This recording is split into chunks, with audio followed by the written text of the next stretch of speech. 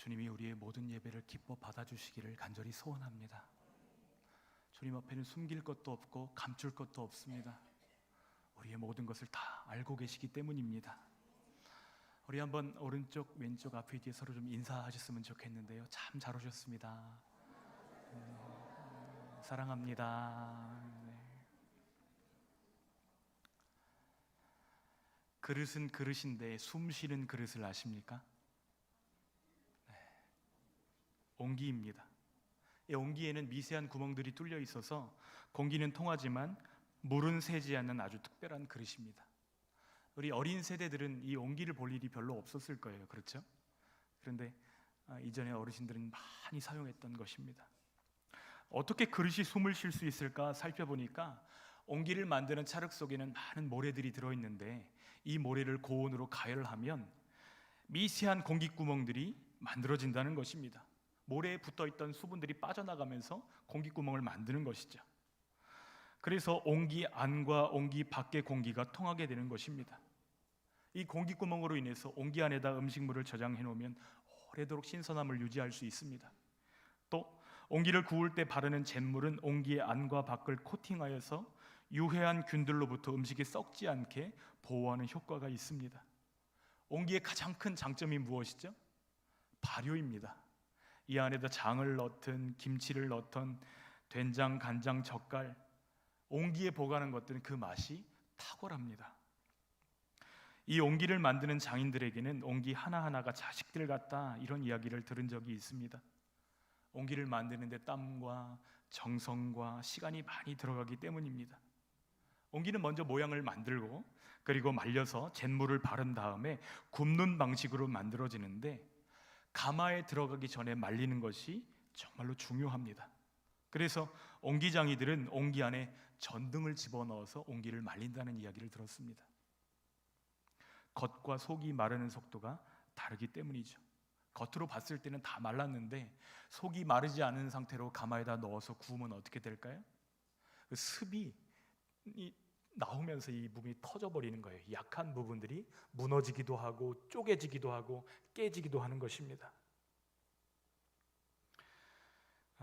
옹기 입장에서 봤을 때 불은 엄청난 고난이고 스트레스입니다. 그런데 우리 사람들에게도 이와 같은 고난과 스트레스가 올 때가 있습니다. 성경에 보면 이 고난의 대명사, 고난의 사람, 고난하면 생각나는 사람이 하나 있죠. 누구죠? 욥입니다. 욥. 그런데 그 욥이 고백하는 것이 있습니다. 욥기 23장 10절 말씀 함께 읽어볼까요? 그러나 내가 가는 길을 그가 아시나니 그가 나를 단련하신 후에는 내가 순금같이 되어 나오리라. 아멘. 그가 나를 단련하신 후에는 내가 순금같이 되어 나오리라. 그런데 여러분 잘 돌아보십시오. 모든 사람이 고난을 만났을 때 순금같이 되어서 나오던가요? 모든 사람이 고난을 이겨내고 하나님 기뻐하실 멋진 모습으로 새롭게 되던가요? 그렇지 않습니다. 찢어져 버리는 옹기처럼 마음속에 해결되지 않은 쓴뿌리와 상처와 열등감과 낮은 자존감과 우울감들이 해결되지 않은 상태로 고난을 만나면 정금같이 나오는 것이 아니라 그보다 훨씬 더 못한 상태가 되기도 합니다.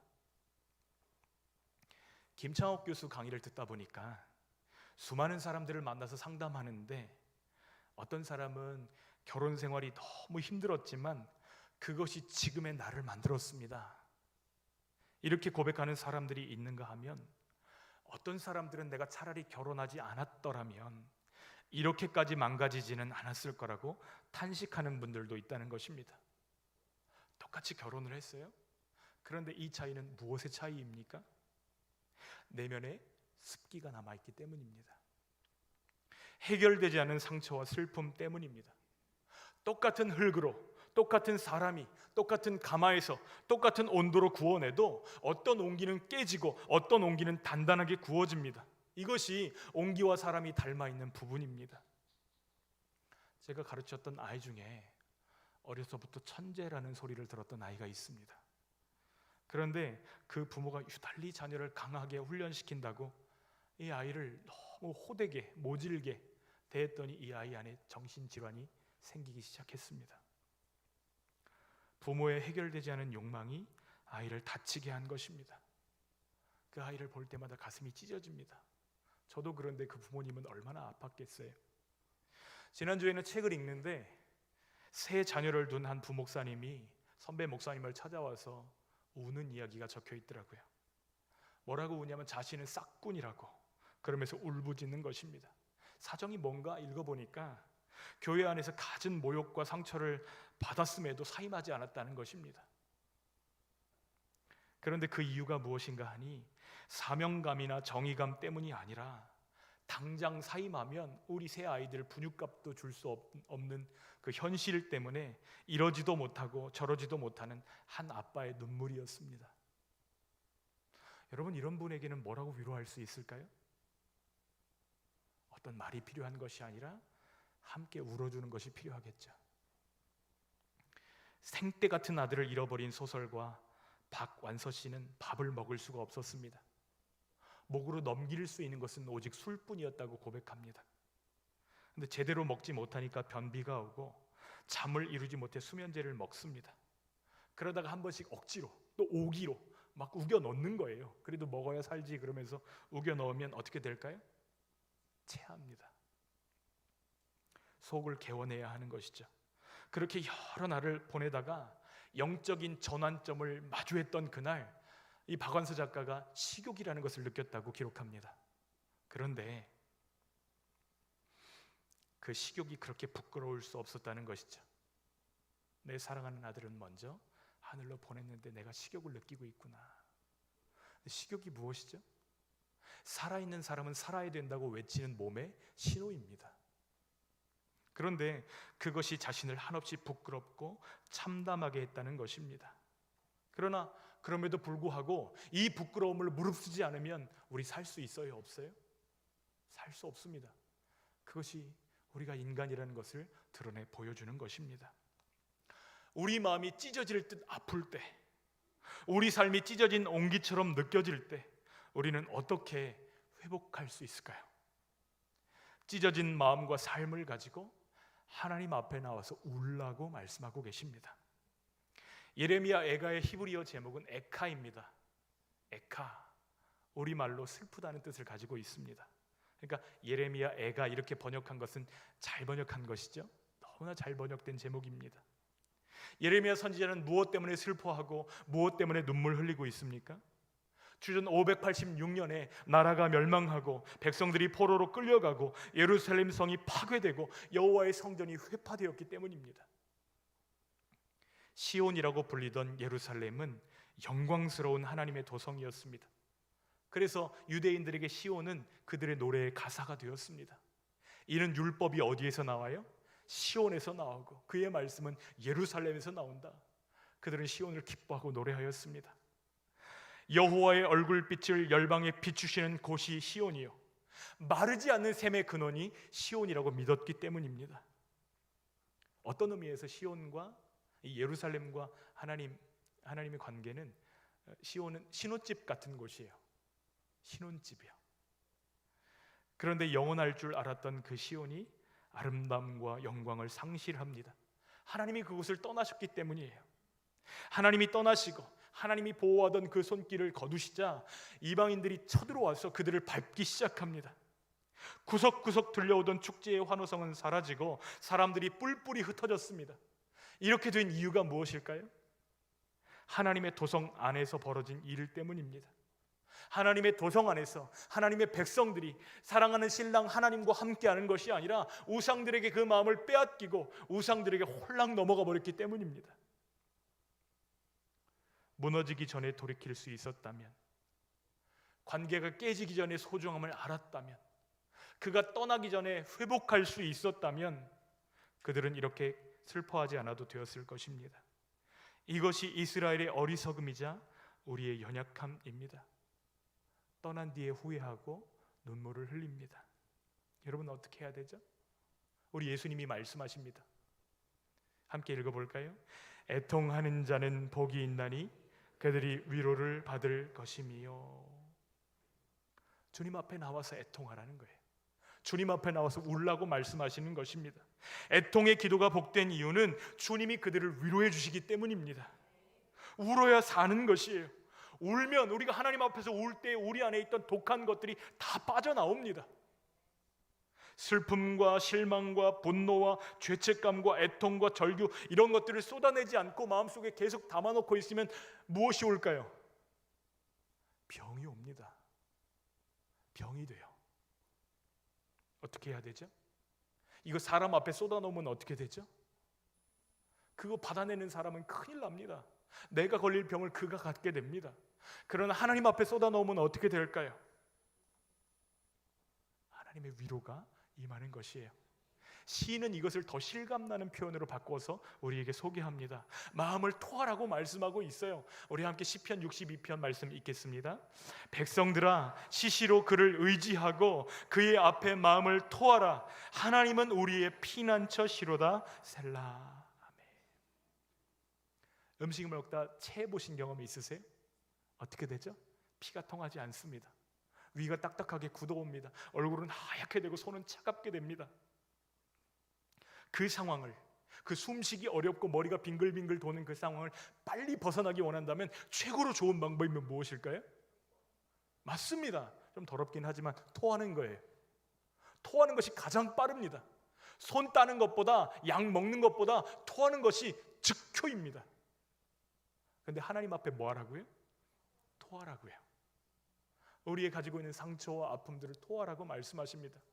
그런데 우리가 토할 때 어제 먹은 한우는 아깝사오니, 그렇게 할 수 없잖아요. 하나님 앞에 토한다는 것은 무엇이죠? 하나님 앞에 비밀 없다는 것입니다. 하나님 앞에 내 마음 전체를 가지고 나아간다는 뜻입니다.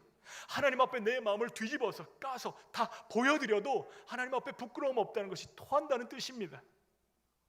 그 시원함과 그 빠른 회복이 저와 여러분의 삶에 가득하시기를 축복합니다. 위로해 주시는 거예요. 두 번째, 애통의 기도가 복된 이유는 같은 실수를 반복하지 않을 수 있다는 것입니다. 왜 우리에게 이런 아픔이 찾아왔는지, 왜 이런 눈물을 흘리고 있는지 우리가 이 애통하는 시간 동안에 되짚어 보게 됩니다. 예레미야의 눈물은 그의 상한 마음에서 나왔습니다.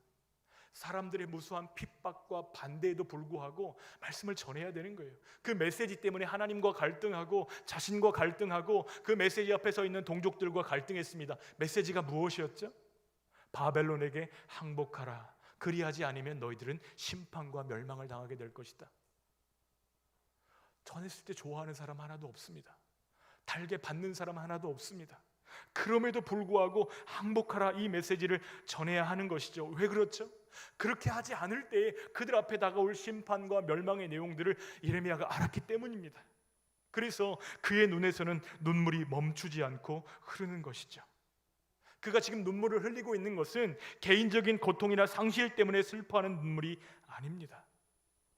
하나님이 그 백성을 사랑하셔서 어떻게든 복을 주기를 원하시고 어떻게든 그 마음을 돌려놓기를 원하시는데, 하나님 앞에 있는 그 백성들은 하나님 앞에서 고개를 돌리고 등을 돌리고 뒤돌아 앉아서 하나님의 사랑을 외면하고 있는, 그들 앞에 다가오고 있는 멸망과 심판이 예레미야에겐 다 보이기 때문입니다. 그래서 눈물이 멈추지가 않는 거예요. 예레미야 애가는 개인의 노래라기보다는 공동체가 함께 부르는 노래입니다. 여러분, 혼자 울면 넋두리로 끝날 수 있지만 함께 울고 함께 통회할 때 주님이 소망을 주시기 때문입니다. 전통적으로 유대인들은 아부월 9일이 되면 예루살렘 성전 파괴를 애도하면서 금식하고 이 애가를 읽습니다. 또 어떤 유대인들은 매주 금요일마다 애가를 읽기도 합니다. 애가 읽으면서 뭐 할까요? 내가 하나님 앞에 지은 죄는 무엇인가? 하나님과 나 사이의 관계는 지금 잘 유지되고 있는가? 이것을 살피고 돌아보는 것입니다. 회개하면 인자와 긍휼이 무궁하신 하나님께서 우리를 버리지 아니하시고 우리를 돌아보신다. 슬픔 가운데 애통하며 주께 나아가면 여호와께서 그 개인을, 그 가정을, 그 공동체를 회복시켜 주신다. 이것을 꿈꾸면서 애가를 읽는 것입니다. 공동체가 함께 이 노래를 부르도록 하시는 거예요. 가슴이 찢어질 듯 아플 때에 심리학자들은 진통제를 먹으라고 처방합니다. 왜 이렇게 말하냐면 몸이 아플 때 활성화되는 부위하고 마음이 아플 때 활성화되는 부위가 똑같다는 것을 발견했기 때문이에요. 그래서 신체적 고통이나 마음의 고통이나 우리가 반응하는 방식이 똑같기 때문에 마음이 아파서 죽을 것 같으면, 아프면, 애간장이 끊어지는 것 같으면 뭐 먹으라고 한다고요? 진통제를 준다는 거예요. 그러나 진통제로는 우리 마음의 상처를 치료할 수 없습니다. 우리의 치료제를 가지고 계시는 주님 앞에 나아가시기를 부탁합니다. 주님이 우리에게 주시기를 원하시는 치료제는 하나님의 영원한 사랑입니다. 다시 주님의 그 사랑을 깨닫고 주님과 마주 바라보는 사랑의 관계를 회복하기 위해 우리에게 필요한 것은 무엇입니까? 첫 번째는 우리 죄를 인정하는 것입니다. 시온이 고통당하는 중에도 인정하며 고백했던 것이 있습니다. 18절 말씀 같이 읽겠습니다. 여호와는 의로우시도다. 그러나 내가 그의 명령을 거역하였도다. 너희 모든 백성들아, 내 말을 듣고 내 고통을 볼지어다. 나의 처녀들과 나의 청년들이 사로잡혀 갔도다. 처녀들과 청년들이 다 사로잡혀서 끌려가는 이 상황에도 나의 하나님은 의로우시다고 고백하고 있습니다. 자신의 죄로 인한 징벌은 인정하되 그 벌을 내리시는 하나님은 어떠시다고요? 의로우시도다 고백한 것입니다. 여러분, 징계의 회초리를 맞을 때 왜 나를 때리냐고 원망하고 대들고 그러면 어떻게 되죠? 더 맞습니다. 그런데 내가 잘못했습니다. 그러나 당신은 의로우십니다. 고백할 때 우리 인간적인 관계에 있어서도 빠른 회복을 경험할 수 있습니다. 하나님의 의로우심을 인정하는 자들에게 소망이 있습니다. 왜 그렇죠? 그것을 고백하고 인정하는 자들을 하나님이 그냥 내버려 두지 않으시기 때문입니다. 정한 시간 하나님의 때가 오면 반드시 회복시켜 주시는 줄 믿습니다. 두 번째, 우리가 하나님과의 관계를 회복하기 위해서 해야 될 것 있습니다. 하나님 앞에 나와서 눈물로 기도해야 됩니다. 여러분, 사람 앞에서 울고 부탁하고 하는 것은 부끄러운 일일 수 있겠으나 하나님 앞에서 울고 하나님 앞에 부탁하고 하나님 내 손 잡아달라고 하는 것은 부끄러운 일이 아닙니다. 사방이 막혀 있고 아무도 도와줄 사람이 없을 때 하나님께 손을 내미셔야 됩니다. 하나님 앞에 가셔서 우셔야만 합니다. 그때에 우리가 다 막힌 것 같아도 하늘이 열려 있다는 것을 깨닫게 하시기 때문입니다. 진노 중에라도 긍휼을 잊지 않으시는 하나님이 우리 하나님이시기 때문입니다. 하나님의 사랑의 손길이 닿으면 깨지고 터진 것도 새롭게 빚으실 수 있다는 것을 깨닫게 되시기를 축복합니다. 옹기 장인들은 깨진 옹기들을 버리지 않는다는 이야기를 들었습니다. 어떻게 할까요? 체에다 갈아요. 갈아서 아주 고운 흙으로 만듭니다. 그리고 다시 다른 반죽들과 섞어가지고 반죽들을 만드는데, 두 번째 만든 옹기는 첫 번째 실패했던 옹기보다 품질이 좋을까요? 나쁠까요? 훨씬 더 좋다는 이야기를 들었습니다. 아마 그 옹기 장인도 터지지 않도록 더 애를 많이 썼을 것이지만 더 곱게 갈고 더 정성을 다하고 할 때에 이전보다 더 좋은 모습으로 옹기가 만들어진다는 이야기를 들었습니다. 여러분, 우리 교회 1층에서 2층으로 올라오시다 보면 최주희 작가님의 더 크로스라는 작품이 전시되어 있습니다. 흙으로 구운 십자가입니다. 좀 자세히 들여다보면 한 개도 똑같은 십자가가 없습니다. 다 다릅니다. 다 상처가 있고요, 다 깨진 부분이 있고요, 다 아픈 부분이 있습니다. 누구를 상징할까요? 바로 우리들을 상징합니다. 그런데 우리가 한 마음으로 예수님을 바라보고 예수님을 따라가고 예수님께 마음을 드리고 그 길에서 포기하지 않으면 우리를 통해서 주님이 보이시는 부분이 있습니다. 어떤 부분일까요? 하얀색 부분에 그림자로 생겨나는 십자가입니다. 작가님의 설명을 들어보니까 무슨 이야기를 하냐면, 우리가 상처받고 아픔을 가지고 주님을 따라가지만 우리가 온 마음으로 주님을 따라갈 때 우리 가운데 함께 계시는 예수님이 드러나기를 소원합니다. 이 고백을 담았다는 거예요. 여러분, 그 옆에 QR코드가 있는데 한번 여러분 사진기로 찍어 보십시오. 그러면 영상으로 연결될 텐데, 우리를 부르신 주님의 그 마음들을 느낄 수 있는 그런 작품이라는 것을 깨닫게 되실 것입니다. 슬프고 아픈 마음으로 주님 앞에 우는 우리를 주님이 더 소중히 여기시고 사랑하시고 다시 빚으심을 경험하게 되시기를 주님의 이름으로 축원합니다. 하나님께서 그 백성에게 노래와 이 절기를 주시는 목적이 있어요. 기억하라는 것입니다. 그런데 노래 부를 때 함께 노래 부르면 함께 기억하게 되는 것입니다. 절기를 함께 보내면 함께 기억하게 되는 것입니다. 왜 이렇게 함께 하라고 말씀하시죠? 함께 기억할 때 주님이 그 공동체를 함께 세우시기 때문입니다. 여러분, 그 공동체의 정체성을 만드는 것이 있습니다. 그 재료가 무엇일까요? 함께 고통스러워하고 함께 즐거워하고 함께 공유한 기억이 그 공동체의 정체성을 만드는 것입니다. 오늘 체육대회가 그런 시간이 되기를 간절히 소원합니다. 그러나 또 한편으로 함께 참여할 수 없는 분들을 위해서 어제 우리 여전도에서 맛있는 반찬을 준비하였습니다. 그냥 가지 마시고 꼭 식사하시고 함께 웃고 함께 울고 함께 하나님 기억하고 함께 하나님 높이는 저희 모두가 되어지기를 간절히 소원합니다.